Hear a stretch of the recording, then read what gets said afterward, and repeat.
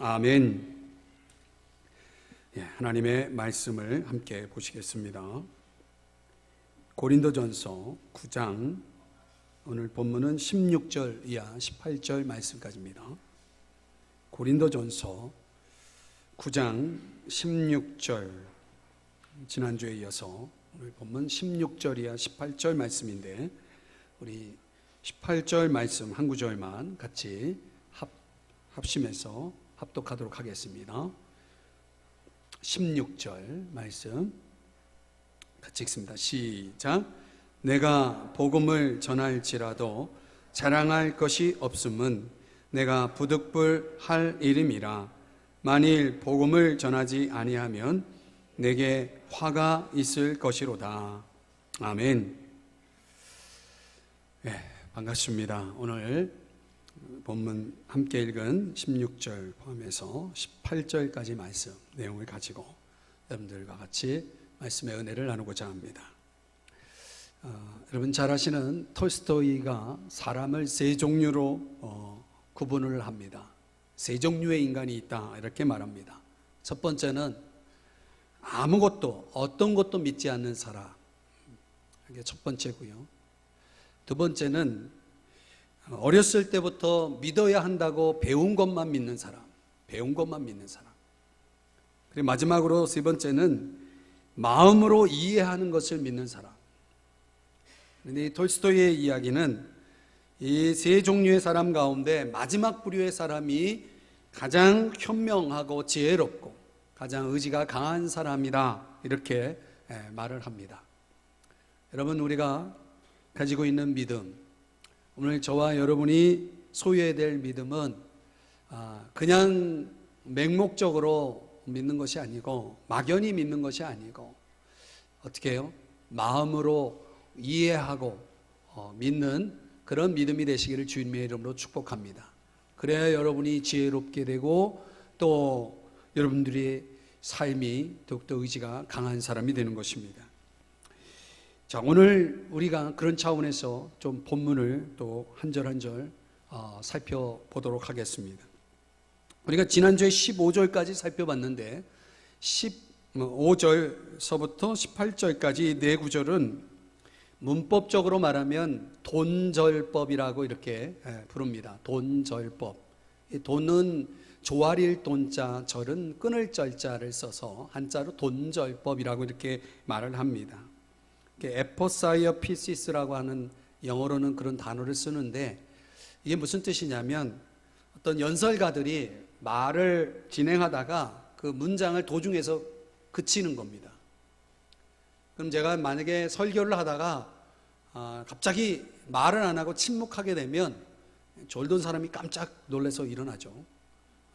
그런 일들을 여러분 보신 적 있습니까? 학교 수업을 들을 때 선생님이 갑자기 조용해요. 그러면 졸던 우리가 깜짝 놀라서 뭔 일이 있나 그러고서 일어날 때가, 깨어날 때가 있죠. 이 돈절법, 다른 말로는 무건법이라고 하는 게 있는데, 이 고대 그리스의 웅변술에는 어떤 주제를 바꾸거나 또는 주제에서 벗어나기 위해서 연설가들이 이 돈절법을 사용했다고 합니다. 근데 여기에 어떤 의미가 있냐면, 이 돈절법을 사용할 때는 청중들로 하여금 마음속으로 이 연설가가 하고 싶어하는 말을 완성하게 만드는 것입니다. 그래서 우리가 15절 한번 좀 보시면요, 지난주에 살펴본 15절의 말씀에 보면 거기에 이런 표현이 나옵니다. 내가 차라리 죽을지언정, 이런 표현인데요, 이거를 이제 바울식으로 표현하면 내가 차라리 죽으면 죽었지, 그리고 바울이 잠시 침묵하고 있는 겁니다. 그럼 바울이, 연설가인 바울이 뭘 이야기할지 궁금하겠죠, 청중이. 거기에 대한 문장의 완성을 이 청중들 스스로, 고린도 교회 성도들 스스로 그 문장을 완성짓게 주는, 그런 기회를 주는 그런 방식을 취하고 있다, 이렇게 학자들이 봅니다. 바울이 편지를 보내기 때문에 직접적으로 고린도 교인들에게 이야기하고 있지 않지만 이 돈절법에 의해서 15절 이하 18절까지 말씀을 읽는 이 고린도 교회 성도들은 바울이 지금 굉장히 뭐가 화가 나 있구나, 바울의 마음속에 있는 어떤 분노가 전달이 되고 있는 겁니다. 말하자면은 직접적인 연설로 본다면 갑자기 이 연설가가 너무나 마음속에 치밀어 오는 이 분노를 표현할 길이 없어가지고 표현을 하지 않고 얼굴이 벌개져가지고 있는 그런 상태를 의미합니다. 근데 왜 그러냐면 지난번에도 말씀드렸지만 지난주 주제가 권리 포기잖아요. 내가 내 권리를 포기했다라고 할 때 그 포기한 이유에 대해서 고린도 교회 성도들이 바울을 오해하는 것들이 많았어요. 근데 이제 여기에 대해서 바울이 감정적으로는 화가 난 겁니다. 왜 내 본심을 이렇게도 몰라주니? 라고 하는 거죠. 여러분도 살다 보면 여러분의 본심을 사람들이 이해를 하지 않을 때 좀 답답하고 속상하잖아요. 그러니까 바울이 그런 거예요. 고린도 교회 성도들 안에 바울의 마음을 상하게 만든 사람들이 있었는데 그들 중에 이런 사람들이 있었던 거예요. 바울에게 재정적인 지원을 이렇게 하면서 일종의 호의를 베푸는 거죠, 바울에게. 근데 바울이 살던 시대는 이 호의를 베풀면 어떤 식으로든 상호적인 의무가 주어지는 거예요. 상호적 호의에 대한 의무가 함축된다는 거예요. 말하자면 우리식으로 말하면 give and take입니다. 내가 너에게 이렇게 도와줬으니까 너도 나를 이렇게 도와줘라, 이런 거죠. 그래서 바울에게 재정적인 지원을 해주면서 그 사람들이 어떤 마음을 갖고 있냐면, 내가 이렇게 우리들이 너를 도와줬으니까 이 바울은 우리에게 어떤 교회 내에 어떤 위상이나 역할을 좀 다오, 이런 거죠.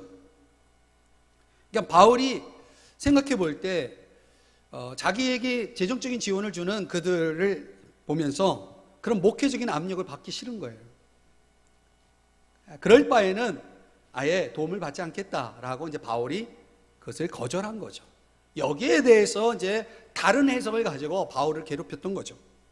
자, 그 다음에 왜 바울이 권리를 포기했는가라고 하는 그런 또 하나의 특별한 이유가 오늘 우리가 묵상할 16절, 17절, 18절의 말씀이에요. 여기에 바울이 스스로를 뭐라고 말하냐면 나는 자랑할 게 없는 사람입니다, 이렇게 이야기를 합니다. 굉장히 역설적인 이유를 밝히고 있어요. 자랑할 게 없다. 여러분은 자랑할 게 있습니까, 없습니까? 자랑할 게 없습니까, 있습니까? 여러분, 세상에서 제일 불쌍한 사람이 누굴까요? 요즘 우리 사회가 저 사람 참 불쌍해, 이렇게 생각되는 대상들을 놓고 보면 사람들의 생각이 어떤가 보니까 자랑거리가 없는 사람, 그런 사람을 보면 왠지 불쌍하다라고 하는 생각을 갖게 되는 것 같아요. 우리 사회가 그렇습니다. 결국은 자랑할 게 없다라고 하는 것은 결국 무슨 문제냐면 자존심의 문제죠. 자존심과 관련되어 있는 거죠. 출세를 하느냐 마느냐, 학교에 들어가느냐 못 들어가느냐, 시험을 잘 봤느냐 못 봤느냐, 이런 거 가만히 들여다보면 그 자체가 문제가 아니고 뭐가 문제예요? 자존심이 문제가 연결되어 있다는 것입니다. 그래서 사람이 자기 자랑이 있느냐 없느냐 가지고 인생에 살 맛이 있다 또는 죽을 맛이다 뭐 이런 거 이렇게 생각하고 살고 있지 않는가, 이런 생각을 해보게 됩니다. 여러분은 어떻습니까? 근데 오늘 우리가 세상 사람들이 그렇게 생각하면서 살아도 우리가 이제 성경을 좀 한번 들여다보면요, 오늘 본문 아닌 다른 본문을 좀 여러분에게 인용을 해보면 야고보서 4장 16절에서 이렇게 말씀합니다.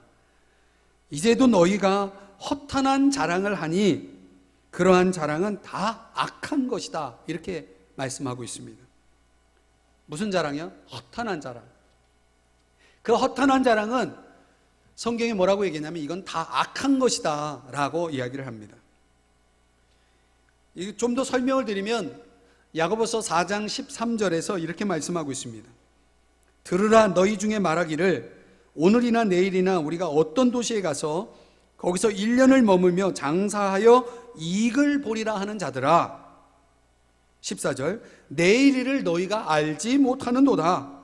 너희 생명이 무엇이냐? 너희는 잠깐 보이다가 없어지는 안개니라. 너희가 도리어 말하기를 주의 뜻이면 우리가 살기도 하고 이것이나 저것을 하리라 할 것이거늘. 이런 말씀이 나옵니다. 이게 무슨 말씀이냐면, 자, 우리가 가지고 있는 생명을 비유하기를 잠깐 있다가 없어지는 뭘로요? 안개라고 비유를 하고 있습니다. 그러니까 우리 생명이라는 그 한계가 가지고 있는 특성을 그렇게 설명하고 있는 것입니다. 그러니까 우리가 적어도 이런 생명의 한계를 우리 피조물로서 우리가 가지고 있는 이 한계에 대한 올바른 이해를 갖게 되면 결국 인간은요, 자랑할 게 아무것도 없는 거예요. 뭘 자랑할 수 있겠습니까? 잠깐 있다가 없어지는 안개인데. 앞일을 자랑할 수 있습니까? 내가 앞으로 이렇게 해서 할 거다. 그게 자랑이 될 수 있습니까? 여러분 기도해 주셔서 잘 다녀왔는데, 수련회를 모르실 수도 있겠지만은 제가 이제 백두산을 좀 다녀왔거든요. 근데 비가 얼마나 많이 왔는지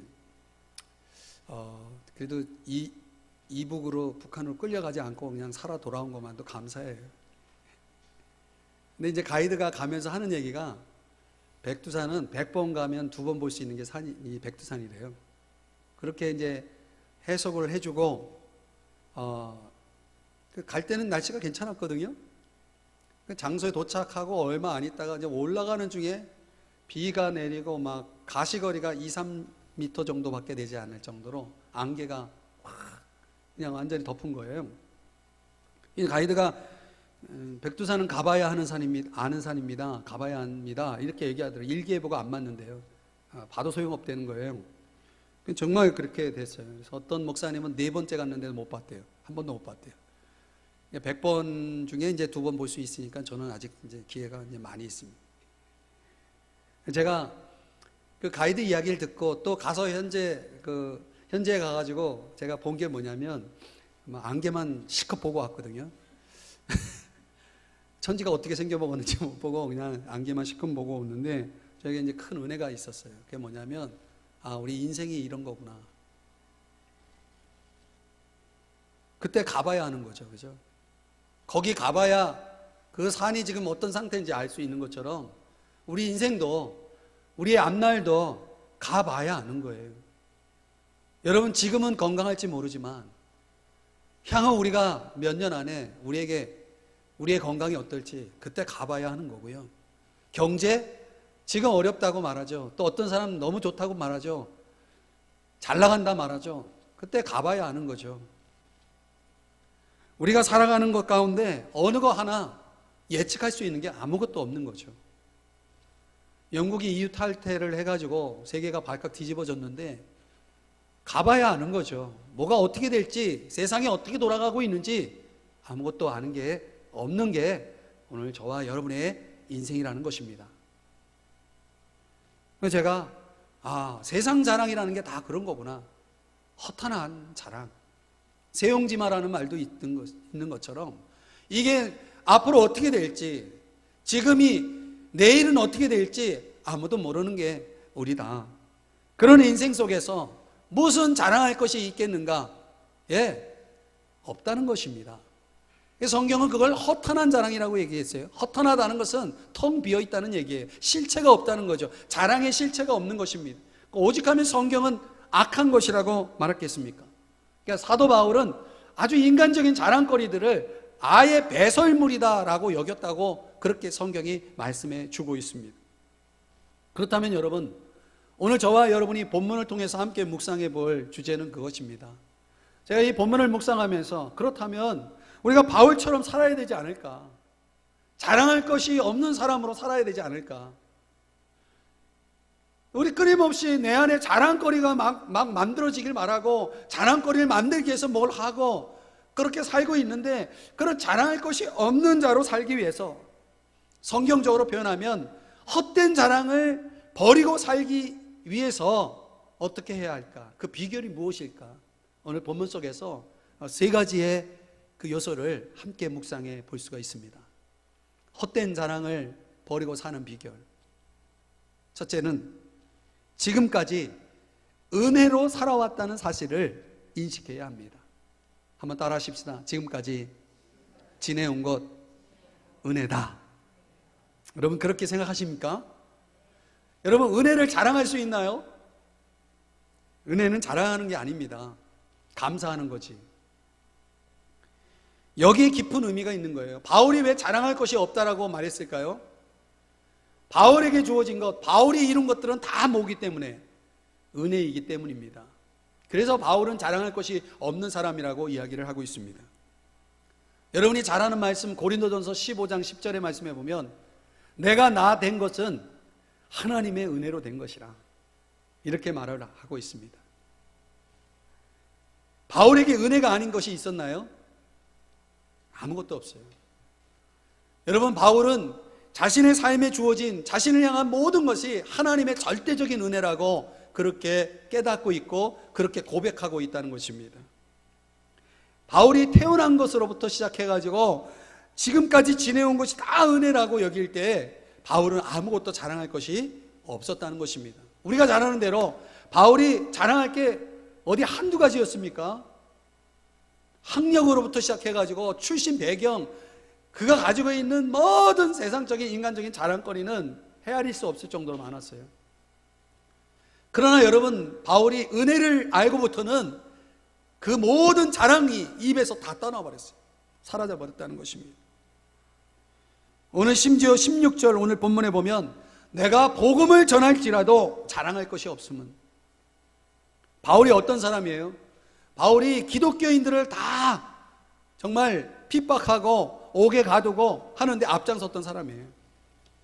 다메섹까지 가가지고 예수 믿는 사람 옥에 가두려고 그렇게 가던 사람이에요. 그러다가 가는 도중에 주님의 그 전적인 은혜에 붙들려가지고 그도 그리스도인이 되었죠.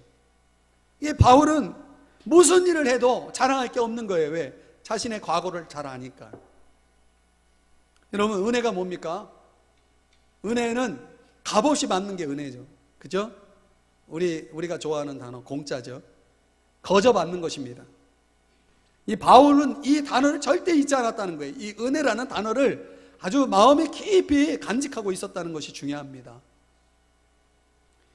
마태복음 10장에 보면은 예수님께서 이런 말씀을 했어요. 거저 받았으니 거저 주라. 이게 은혜를 아는 사람의 삶이죠. 거저 받은 건 거저 줄 수 있는 겁니다. 거저 받은 것은 자랑거리가 될 수 없다는 말입니다. 좀 죄송한 말씀이지만 저를 포함해서 부모님들이 자식 키우면서 뭘 바래요? 자식에게? 여러분이 아무 말씀 안 하셔도 제가 잘 압니다. 자식에게 우리가 바라는 게 뭐겠습니까? 효도해 주기를. 내가 널 위해서 이만큼 고생했으니 이 다음에 좀 효도 좀 해라. 이렇게 생각하면서 자식 키우지 않아요? 여러분은 안 그래요? 저만 그래요?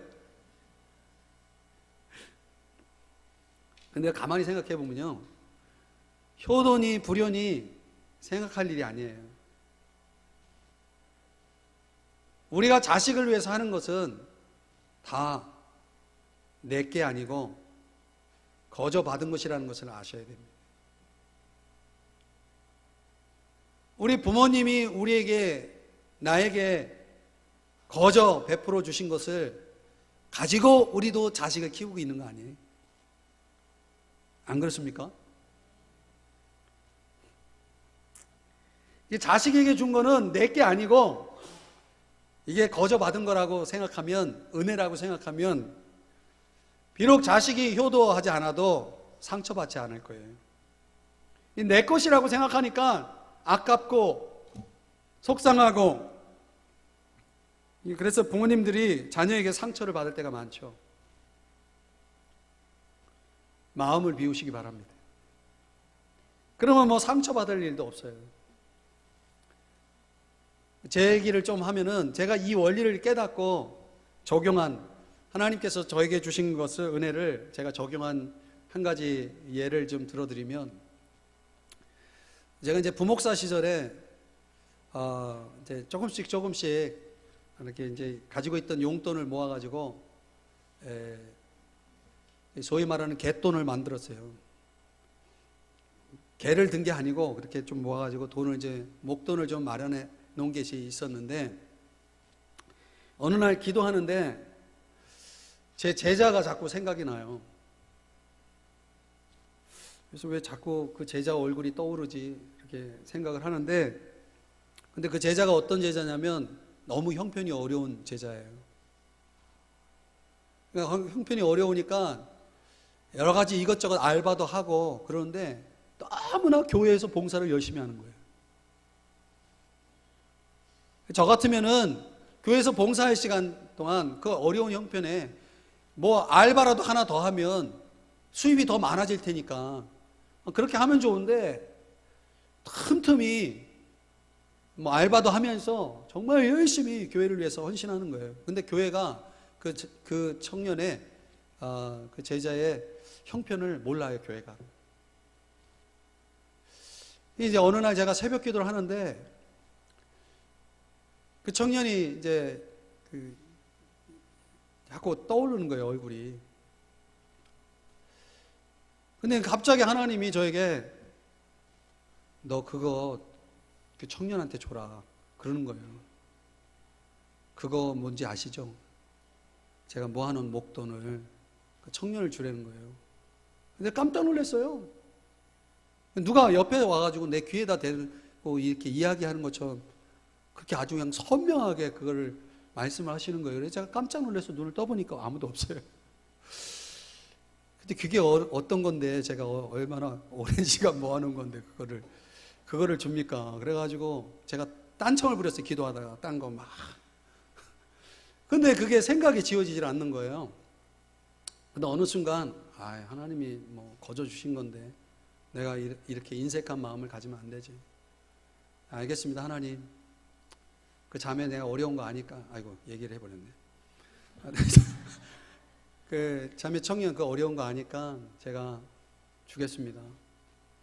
근데 제가 주면은 안 받을 거예요. 안 받을 청년이 있고, 또 제가 주면은 기브 앤 테이크 식으로 또 얼마나 또 나에 대한 부담을 느끼겠어요. 목사님에게 내가 이렇게 사랑을 받았으니 뭐 목사님을 위해서 뭘 좀 해줘야 될 텐데 뭐 이렇게 생각할 거 아니에요? 그래서 하나님께 제가 물었어요. 하나님, 이거 어떻게 도와줄까요? 어떻게 줄까요? 그랬더니 이렇게 해라. 그렇게 하나님이 지혜를 주세요. 그래서 제가 교회 재정장로님을 찾아갔어요. 찾아가가지고, 장로님, 우리 교회 아무개 자매 청년이 있는데 교회에서 그 열심히 봉사하는 그 청년 특별히 뭐 장학금을 주거나 이렇게 뭐 격려금을 주지 않고 그냥 봉사를 하는데 이거 제가 하나님이 주라고 해서 주고 싶다고. 두 가지 단서인데, 절대 나를 밝히지 말 것과 이 재정은 재정에 집어넣지 말고 그 자매만을 위해서 한꺼번에 주든지 몇 개월로 나눠서 주든지 교회에서 주는 걸로 해 주십시오. 다 이렇게 얘기했어요. 그렇게 했더니 재정장로님이 당황해 하세요. 이게 이런 일이 없는데 이걸 나보고 어떻게 하라고 하냐. 제가 부탁한 대로만 해달라고. 그래서 저한테는 큰 돈이고 여러분한테는 뭐 껌값일지 모르겠어요. 하여튼 뭐 저는 큰 돈이에요, 저에게는. 그걸 줬어요. 지금까지 제가 준지 몰라요. 근데 참 감사하게도 이 자매가 교회에서 그렇게 참 수고한다고 이렇게 격려금으로 이렇게 주니까 진짜 교회에서 준 걸로 알고 더 열심히 교회에서 봉사하는 거 있죠.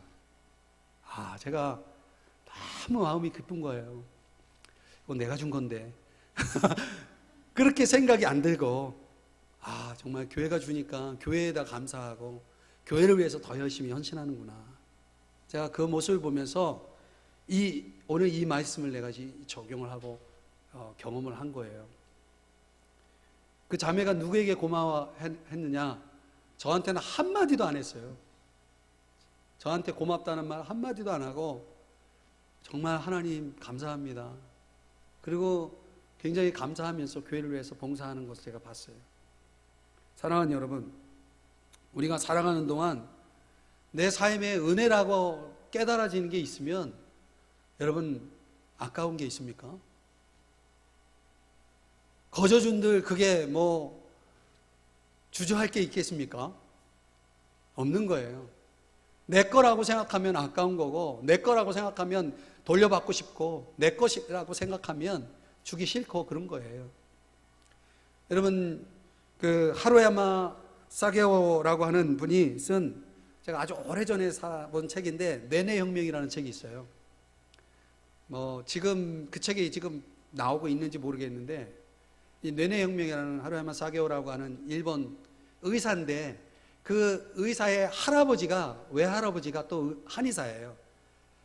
근데 그 저자도 의사고 외할아버지도 의사인데, 그 외할아버지 의사가 이 하루야마 사게오 의사에게 늘 이렇게 손주에게 이렇게 가르쳤다는 거예요. 무슨 말을 이렇게 가르치냐면, 환자를 만나면 항상 미안합니다라고 하는 속지 않은 마음으로 환자를 대하라, 이렇게 가르쳤다는 거예요.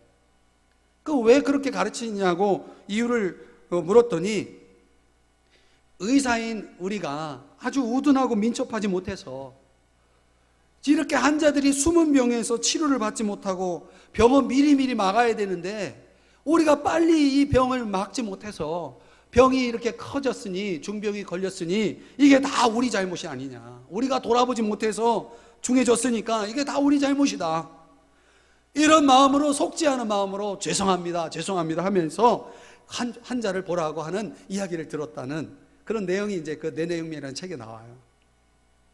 사랑하는 여러분, 훌륭한 의사 아닙니까? 그죠? 우리가요, 이런 심정으로 살아야 되는 거예요. 어떤 일이든 여러분, 우리가 인사받아야 할 일이 하나도 없어요. 왜? 은혜니까. 인사를 받아야 될 분이 있다 그러면 하나님이 인사를 받아야죠. 하나님이 영광을 받으셔야죠. 하나님이 자랑의 대상이 돼야 되죠. 여러분, 모든 게 하나님의 전적인 은혜라고 하는 사실을 기억하시면서 사시기를 주의 이름 축복합니다. 그러면 우리는 자랑할 게 없어요. 주는 마음으로, 감사하는 마음으로 살아갈 수 있게 되는 것입니다. 두 번째, 우리가 이 헛된 자랑을 버리기 위해서 오늘 본문에서 우리에게 가르쳐주는 두 번째 레슨은 뭐냐면, 우리가 현재 감당하는 사명이 마땅한 일이라는 것입니다. 한번 따라 하십시다. 사명은 마땅한 일이다.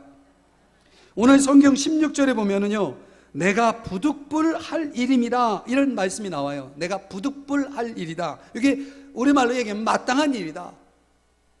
근데 바울이요, 하나님에게 나와서 하나님, 제가 이런 일 저런 일 하겠습니다 하고 하고 싶어서 한 일이 아니고, 너 이 좀 와, 일 좀 해. 하나님이 강제로 그 자리에다 넣어가지고 일을 시킨 거예요. 그러니까 내가 하고 싶어서 한 일이 아니고 강제로 하나님이 시켜서 한 일이니까 그 일 가지고 억지로 하면서 내가 자랑할 수 있어요, 없어요? 만약 여러분이 어떤 일을 하든 여러분 그 일로 자랑할 것이 되려면 스스로 하셔야 됩니다. 누가 시켜서, 누가 이래라 저래라 해서가 아니고, 여러분 마음에서 우러나오는 것을 가지고 여러분이 하면 그 여러분 자랑할 자격이 있어요. 바울은 하나님이 주신 이 사명, 하나님이 부르신 이 일을 하면서 이건 내가 하고 싶어서 한 일이 아니라 어느 날 하나님이 날 만나서 너 이거 해야 된다라고 하시니까 억지로 한 거예요. 사랑하는 여러분, 여기 16절을 다시 한번 보시면, 만일 복음을 전하지 아니하면 내게 화가 있을 것이다. 이게 굉장히 무서운 얘기죠. 그런데 이 의미를 알면 무서운 얘기가 아니에요. 정말 은혜로운 말씀이에요. 여기 화라는 단어가 나오는데 이게 저주를 받는다 이런 뜻이 아니에요.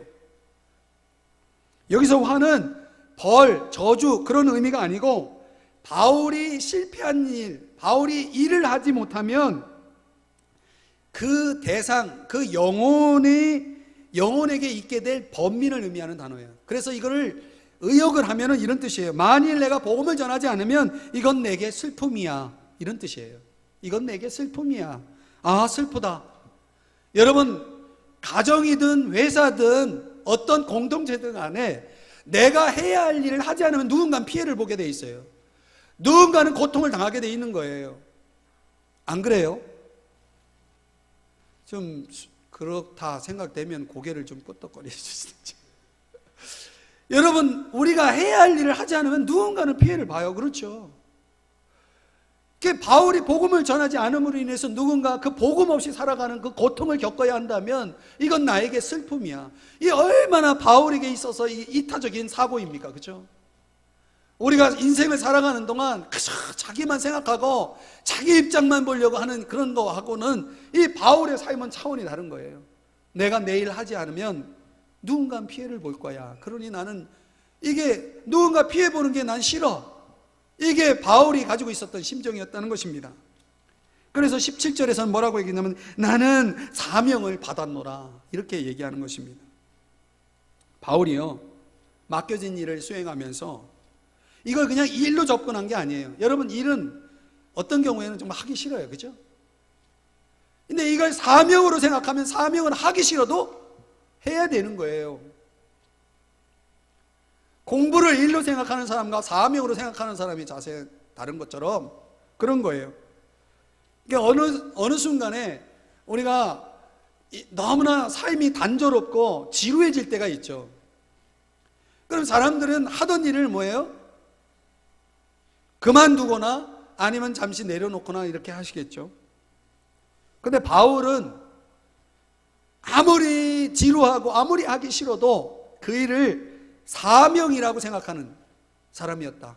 이걸 하나님의 명령으로 생각해서 내가 주님의 자원을 맡은 청지기니까 나는 이 일을 해야 된다라고 생각을 했다는 것입니다. 청지기는요, 권리도 없어요, 상도 없어요. 그냥 책임만 있을 뿐이에요.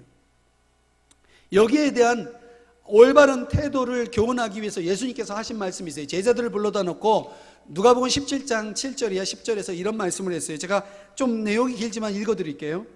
너희 중 누구에게 밭을 갈거나 양을 치거나 하는 종이 있어 밭에서 돌아오면 그더러 곧 와 앉아서 먹으라 말할 자가 있느냐?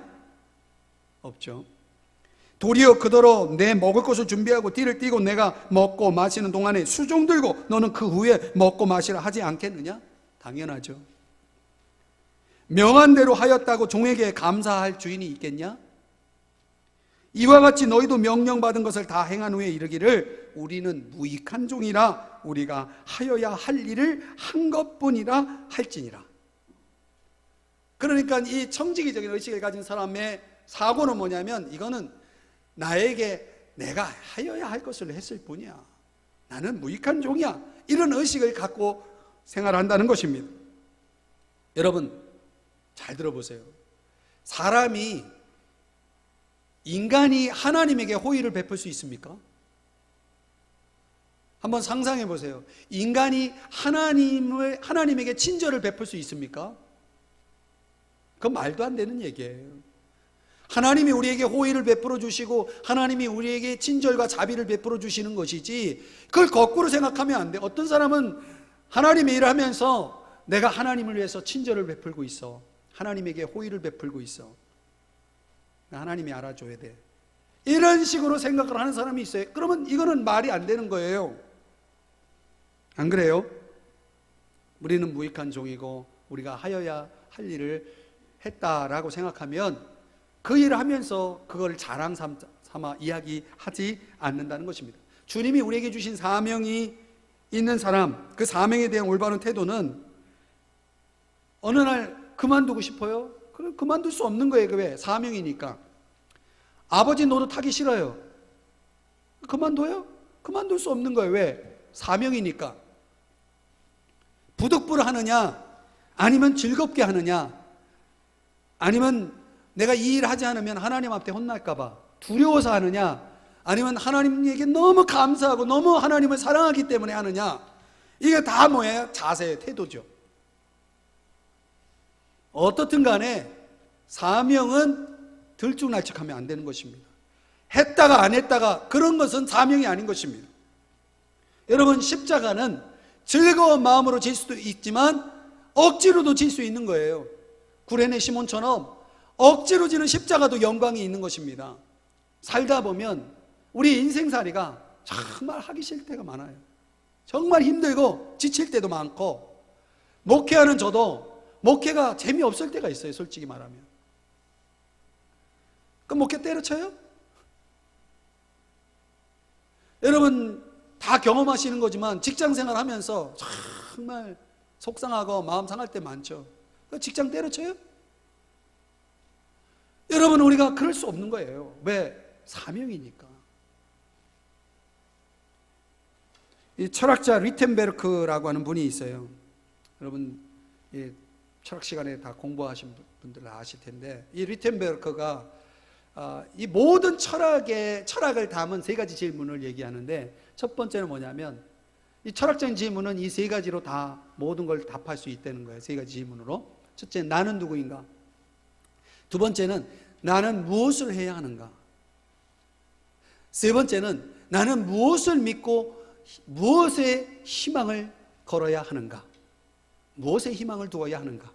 이 세 가지 질문이 모든 철학을 담은 질문이라고 합니다. 그런데 이 리텐베르크의 말에 의하면 이 세 가지 질문 중에 가장 중요한 것은 두 번째, 나는 무엇을 해야 하는가라는 질문이랍니다. 그 나는 무엇을 해야 하는가라고 하는 것은 그것은 무엇을 의미하냐면 삶의 목적이 무엇이냐를 묻는 것입니다.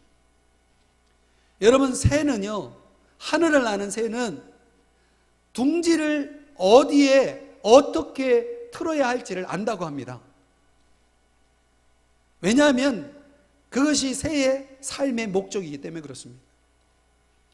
하물며 만물의 영장인 인간이 내가 무엇을 해야 할지, 내 삶의 목적이 무엇인지를 알지 못한다는 것은 이건 말이 안 되는 겁니다. 사랑하는 여러분, 사명을 깨닫고 사셔야 합니다. 여러분의 삶의 목적이 무엇인지를 분명하게 아셔야만 합니다. 그리고 그 사명을 감당하셔야 됩니다. 가정에서, 교회에서, 또 여러분 사회 속에서 여러분에게 주어진 사명을 깨닫고 감당하셔야 합니다. 그리고 그 속에서 그 일이 마땅한 일이라고 여기셔야 합니다. 이게 이 오이코노마이라고 하는 청직이라는 단어의 의미입니다. 우리는 무익한 종이기 때문에 그렇습니다. 그러면 헛된 자랑은 없어질 것입니다. 마지막으로 세 번째, 헛된 자랑을 버리려면 정말 우리가 그렇게 살기 위해선 우리에게 무엇이 필요하냐면 참된 보상을 기대하며 살아야 됩니다.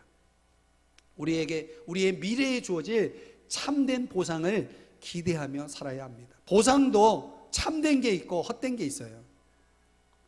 오늘 바울이 뭐라고 얘기냐면 18절에 보시면 그런즉 내 상이 무엇이냐 이렇게 묻고 있어요. 이거는 바울이 몰라서 묻는 게 아니고 바울은 자기가 상이 무엇인지를 알고 있으면서 고린도 교회 성도들에게 이렇게 넌지시 묻는 거예요. 내 상이 뭔지 아냐? 여러분의 상은 뭡니까? 바울이 말하는 상은 바울이 복음을 전할 때 이 값없이 복음을 선포해서 이 복음의 진리성과 은혜성을 잘 드러냈어요. 그래서 이 바울의 복음을 듣고 수많은 사람들이 하나님에게로 돌아왔어요. 그게 바울의 보상이에요.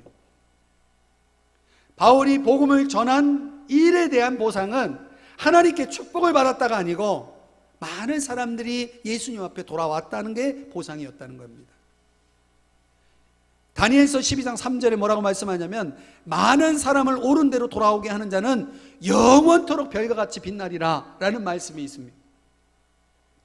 이 바울은 그 한 사람 한 사람이 하나님 앞에 돌아오는 그 자체가 바울에게 있어서는 가장 큰 보상이었다는 것입니다. 왜? 이게 영원히 남는 것이기 때문에 그렇습니다. 고린도 교회 성도들이 이 바울의 진정성을, 바울의 사랑을, 바울의 이 순수한 동기를 알아준다면 이 사람들에게 뭡니까? 아, 저 사람은 정말 진실한 분이야. 저 사람은 진실한 사역자야. 저 사람은 정말 하나님의 사람이야. 이렇게 바울을 신뢰해 줄 수 있다면 바울은 그게 자신의 상이다라고 여겼다는 것입니다. 여러분, 자신의 권리를 포기해서 누리는 그 기쁨, 그 자부심이야말로 바울이 생각했던 그런 보상이었음을 이해하셔야 됩니다. 예를 들면은 사랑하는 사람에게 여러분 선물을 줘본 적 있으시죠? 저도 있습니다. 그럼 우리는 선물을 주면서 무슨 생각을 할 수 있습니까? 야, 내가 줬으니까 너도 줘. 이게 5월달이 참 피곤한 달인데요. 어린이날 아이들에게, 이제 자녀들에게 선물을 주죠. 그리고 기대합니다. 그 다음 주에 어버이날. 여러분이 그렇다는 게 아니고 그럴 수 있잖아요. 근데요, 이걸 연인으로 비유하면은 저 실감이 나는데, 사랑하는 연인이 선물을 주는데, 야, 내가 선물 줬으니까 너도 나한테 줘. 이렇게 하면서 선물 주는 사람이 있습니까? 없습니까? 만약 그런 연인이라면 빨리 헤어지는 게 납니다. 그건 연인도 아닙니다. 그건 사랑도 아닙니다. 사랑하는 사람에게 선물 주면서 얻는 최고의 보상이 뭔지 아세요? 그 선물을 받은 사람이 막 기뻐하는 거. 그게 뭐 선물이 크고 작고 문제가 아니고, 그 내 사랑하는 사람이 나를 위해서 준비한 이 선물을 보면서 막 너무 좋아하는 거. 1,000원짜리라도 그건 너무 참 귀하게 받아주면 막 너무 좋은 거예요. 제가 옛날에 연애할 때 제 아내를 이제 이렇게 아내 집으로 이제 놀러 가는데, 그 집 앞에 떨이 장미를 팔더라고요. 떨이 있죠, 떨이. 그때 당시에 이제 몇천 원에 그냥 떨이니까 다 팔고 이제 완전히 거의 시들기 직전에 있는 그 꽃인데, 뭐 제가 돈이 있어야죠. 근데 저걸 주고 싶은 거예요. 그래서 제가 그걸 떨이니까 그냥 다 샀어요. 이제 그분은 가고 이제 제가 그거를 꽃을 들고 갔어요. 사랑하는 제 애인이 그걸 좋아했을까 안 했을까요? 여러분 그냥 상상에 맡기겠습니다. 근데 엄청 좋아했죠. 근데 제가 나중에 얘기했어요. 그 얘기하지 말았어야 되는데 사실은 그거 떨이었다고. 그때 조금 실망하더라고요. 여러분, 떨이도 마음을 전하면 기쁜 거예요. 그럼 오늘 우리가 주님과의 관계 속에서 그래요. 여러분, 하나님 믿으면서 하나님에게서 여러분이 얻는 상급이 뭡니까? 이 굉장히 중요한 얘기입니다. 우리 기독교인들이, 신앙인들이 하나님을 믿는 이유 가운데, 하나님을 찾는 이유 가운데 하나님에게 얻고자 하는 보상이 뭡니까? 하나님이 주시는 이것저것이겠죠. 축복이겠죠. 저희 옛날에 이제 저희 어렸을 때 저희 아버지가 이제 외국에서 이렇게 일을 많이 하고 또 귀국하실 때 보면, 지금은 이제 그런 거 많이 사라졌는데, 선물 보따리에 가방도 엄청 커요. 뭐 거의 몇 사람 들어갈 만한 큰 가방에다가. 그러면 귀국하면 제가 제일 먼저 달려갑니다. 그래서 뭘 제가 아버지한테 안기는 게 아니고, 아버지가 가져온 가방을 제가 그냥 끙끙 매면서 갖고 들어와가지고 쫙 열어가지고 거기에 뭐가 들어있는. 그러니까 아버지를 기다린 게 아니고 뭘 기다린 거예요? 선물을 기다린 겁니다. 제가 나중에 아버지가 돼서 깨달았어요.